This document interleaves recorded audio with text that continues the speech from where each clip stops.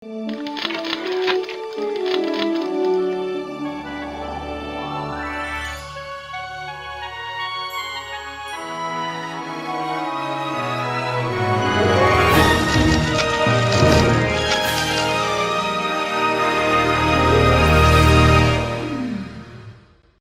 Pagi Gereja Oikos Online. Sebelum Anda melakukan aktivitas lebih lanjut, ikutilah Renungan Pagi hari Senin, Rabu, dan Jumat jam 4.30 pagi di YouTube channel Gereja Oikos Online.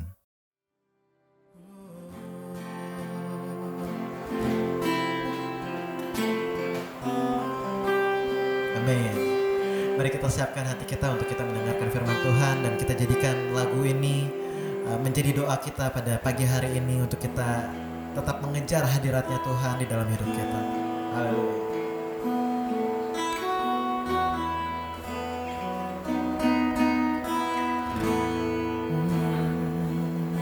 Sama-sama katakan. Dekat padamu itu rinduku, setiap kataku, setiap kataku, kau pun menunggu. Oh, tak kusangka ku temukan satu kasih yang abadi, dan kini ku datang dan ku bawa hidupku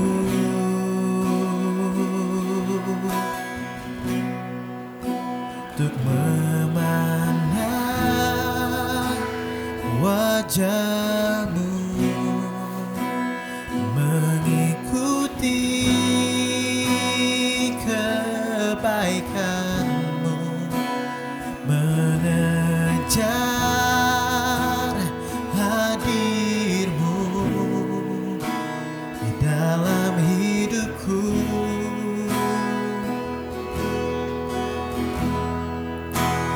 membawa sembahku, menyatakan kebesaranmu, mengejar hadimu di dalam hidupku. Na na na na na na na na na na na na na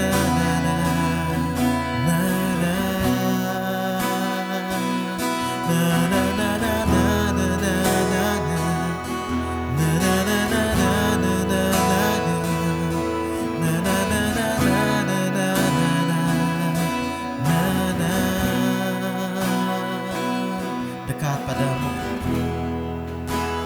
dekat padamu itu rinduku,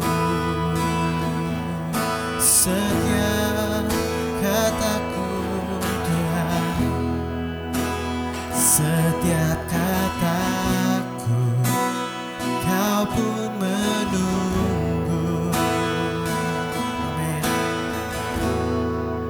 Oh, tak kusangka ku temukan satu kasih yang abadi, kini ku datang dan ku bawa hidupku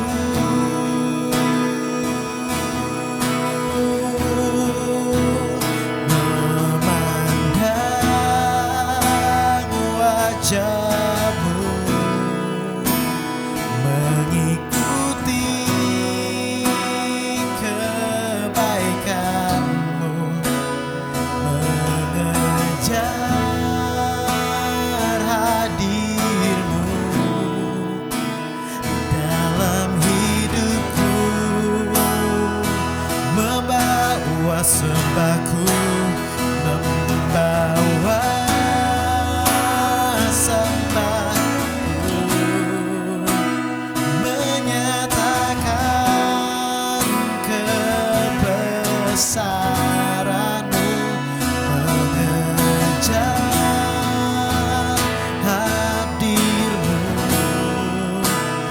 dalam hidupku.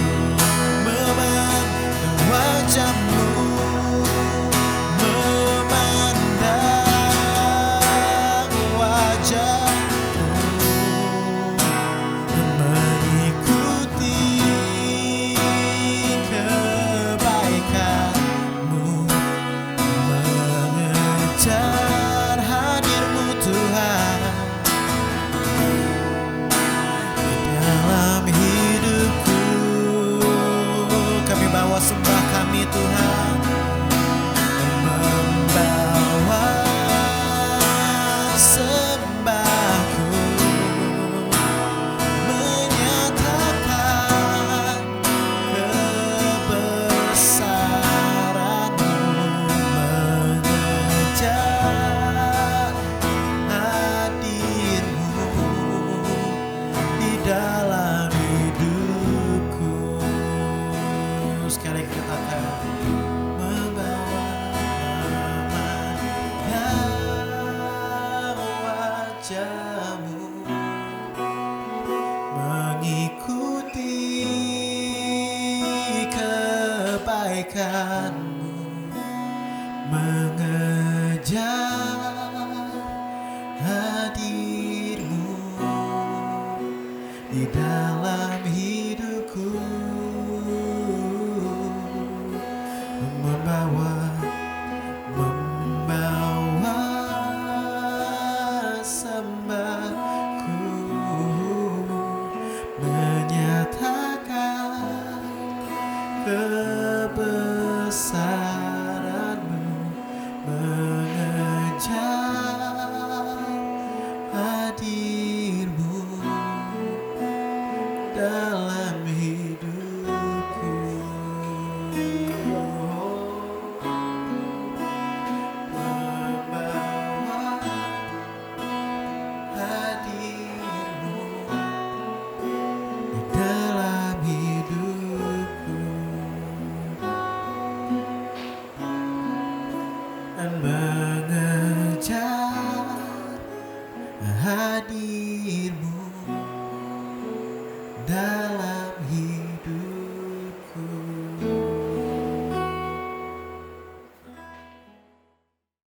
Shalom saudara-saudara, selamat bertemu kembali dalam kasih Tuhan Yesus Kristus. Pada pagi hari ini kita akan mendengarkan firman Tuhan yang terambil dalam kitab Wahyu pasal 3 ayat 1. Wahyu pasal 3 ayat 1, dan tuliskanlah kepada malaikat jemaat di Sardis, inilah firman Dia yang memiliki ketujuh roh Allah dan ketujuh bintang itu. Saudara, di sini pengertian ketujuh roh Allah atau ketujuh bintang, ya kita tahu ketujuh bintang itu adalah kepala gereja, atau bintang itu adalah kepala gereja atau hamba Tuhan atau malaikat jemaat yang kita sudah bahas di renungan terdahulu. Nah, di sini ada ketujuh roh Allah. Tidak berarti bahwa roh Allah itu ada 7, ya. Sehingga kalau roh Allah ada 7 berarti kita memiliki 7 Allah, ya.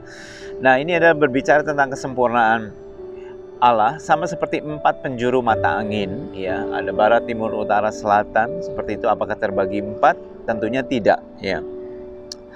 Inilah firman dari Dia yang memiliki ketujuh roh Allah dan ketujuh bintang itu. Aku tahu segala pekerjaanmu. Sekali lagi di sini Tuhan menyatakan dirinya bahwa Dia melihat pekerjaan kita, Dia melihat pelayanan kita, Dia melihat dan Dia mengetahui segala sesuatunya.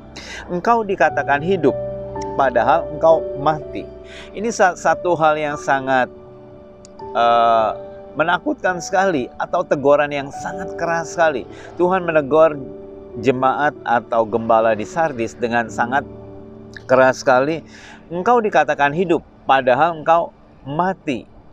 Kalau misalkan saudara ditegur oleh hamba Tuhan dengan kalimat seperti ini, pasti tersinggung sekali, pasti sakit hati, bahkan dengan cepat minggu udah nggak kelihatan lagi di gereja, udah pindah gereja, atau mungkin kepahitan. Ada satu orang kepahitan dengan hamba Tuhan, dia tidak mau ke gereja, dia malah meninggalkan semuanya, dia meninggalkan gereja, dia meninggalkan Tuhan, dan dia pahit terhadap kekristenan. Nah, di sini Tuhan menegur kepada jemaat di Sardis.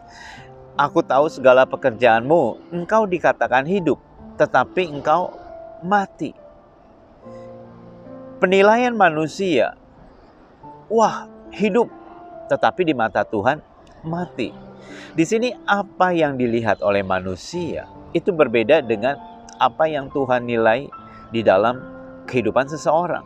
Bisa saja di mata manusia sangat terkenal, sangat dermawan, sangat luar biasa sekali. Wah, pelayanannya luar biasa sekali, sukses dan berbuah.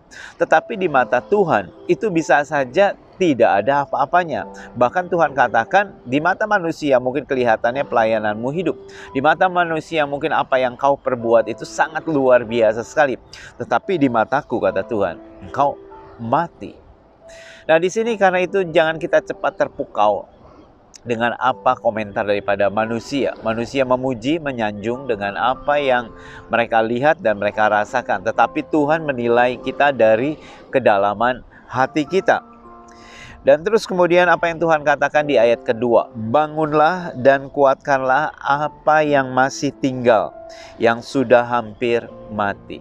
Tuhan tidak hanya menegur begitu saja dan terus meninggalkan sehingga kita berada dalam kebingungan, mengkritik, menegur dan terus kemudian akhirnya ditinggalkan.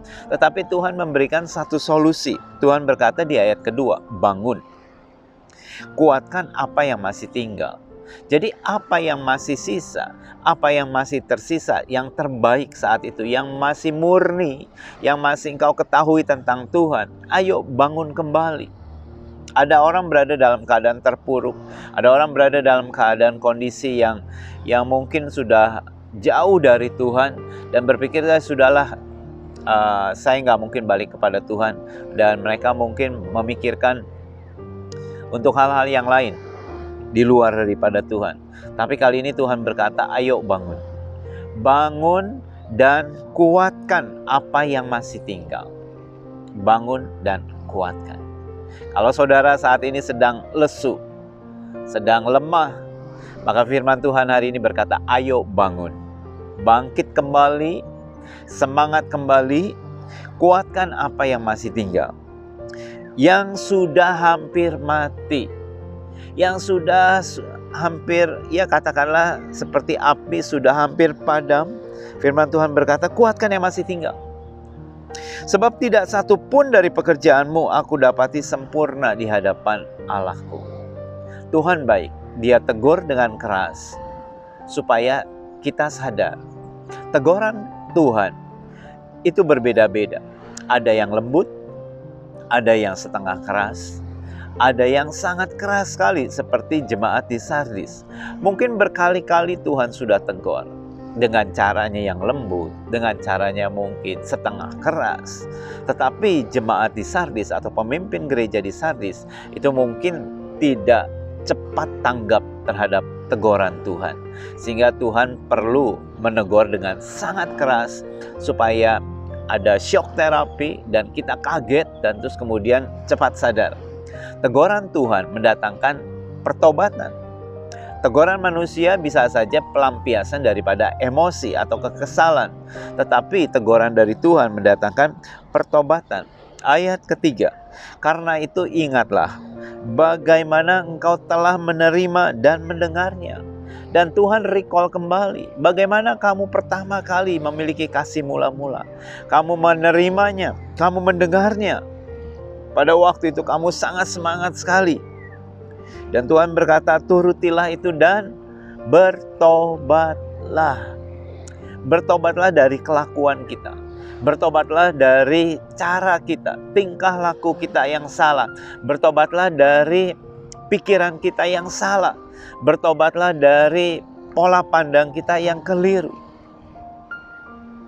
Karena jikalau tidak berjaga-jaga, aku akan datang seperti pencuri, dan kau tidak tahu pada waktu manakah aku tiba-tiba datang kepadamu. Di sini Tuhan dengan jelas berkata, kalau kamu tidak berjaga-jaga, aku akan datang seperti pencuri. Kedatangan Tuhan yang kedua kali dikatakan seperti pencuri di waktu malam, di mana semua orang sedang tertidur, tidak tahu kapan datangnya pencuri, dan lantas si pencuri itu datang. Tetapi berdasarkan ayat ini dikatakan, aku akan datang seperti pencuri kalau kamu tidak berjaga-jaga. Tetapi kalau sepanjang malam itu berjaga-jaga, maka kedatangan Tuhan yang kedua kali itu tidak seperti pencuri. Karena kita bisa mengerti, kita bisa mengetahui waktunya. Mungkin secara tepatnya kita tidak ketahui, tetapi kita bisa melihat tentang tanda-tanda zaman. Apa yang terjadi di dunia ini merupakan tanda atau alarm dari Tuhan untuk kita cepat datang pada Dia, untuk kita bertobat kepada Tuhan. Oleh karena itu pada hari ini firman Tuhan berkata, ayo kita bangun. Ayo kuatkan kembali apa yang masih ada pada saudara. Balik kepada Tuhan, sungguh-sungguh kembali kepada Tuhan. Amin. Tuhan Yesus memberkati saudara sekalian. Mari kita satu dalam doa. Tuhan, kami mengucap syukur buat karya Tuhan di dalam hidup kami. Hari ini firman-Mu berkata Tuhan, untuk kami bangun kembali, untuk kami bangkit Tuhan, untuk kami kembali sungguh-sungguh kepadamu Tuhan. Ampuni Tuhan akan dosa dan kesalahan kami Tuhan. Ampuni kalau kami banyak kali Tuhan mendengarkan suara-suara di luar Tuhan, sehingga membuat kami terdistraksi daripada Engkau. Berkati umat-Mu saat ini Tuhan. Bagi mereka yang sedang mengalami krisis iman, biarlah hari ini mereka dibangkitkan dan dikuatkan mereka Tuhan. Untuk mereka mencari Tuhan, untuk mereka sungguh-sungguh mendapati Tuhan. Kami berdoa Tuhan Yesus, Kau berkati aktivitas umat-Mu Tuhan sepanjang hari ini. Di dalam nama Tuhan Yesus. Amin. Tuhan Yesus memberkati saudara sekalian. Sampai bertemu kembali.